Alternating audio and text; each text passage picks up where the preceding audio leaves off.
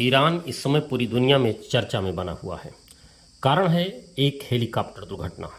वो दुर्घटना है भी या एक साजिश, यह बात अभी सिर्फ कयासों में है।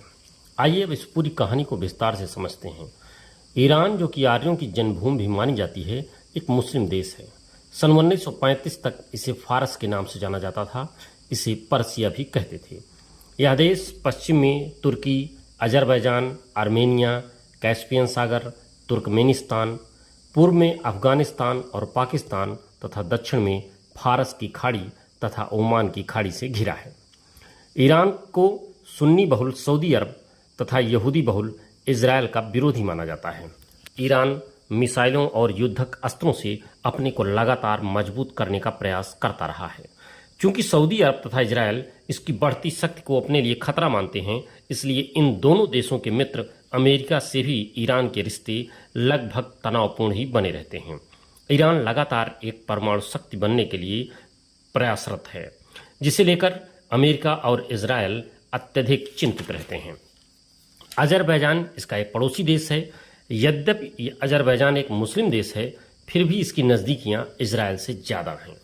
ताज़ा घटनाक्रम में ईरान के राष्ट्रपति इब्राहिम रईसी अजरबैजान की सीमा के पास एक बांध का उद्घाटन करने जाते हैं, जो कि ईरान और अजरबैजान का एक संयुक्त उपक्रम है। उद्घाटन के समय अजरबैजान के राष्ट्र प्रमुख भी उपस्थित रहते हैं। उद्घाटन से लौटते समय उनका हेलीकॉप्टर एक जंगली एरिया के ऊपर उड़ान भरते समय दुर्घटनाग्रस्त हो जाता है। दुर्घटना के समय 3 हेलीकॉप्टर साथ ही वापस आ रहे होते हैं, जिसमें से दोनों हेलीकॉप्टर सकुशल वापस लौट आते हैं, जबकि रईसी का हेलीकॉप्टर क्रैश हो जाता है। बरसात तथा धुंध की वजह से दुर्घटनाग्रस्त इलाके में बहुत कम दृश्यता को इस दुर्घटना का कारण माना जाता है। तुर्की और ईरान के संयुक्त प्रयासों से हेलीकॉप्टर का मलबा और शव ढूंढ निकाले जाते हैं।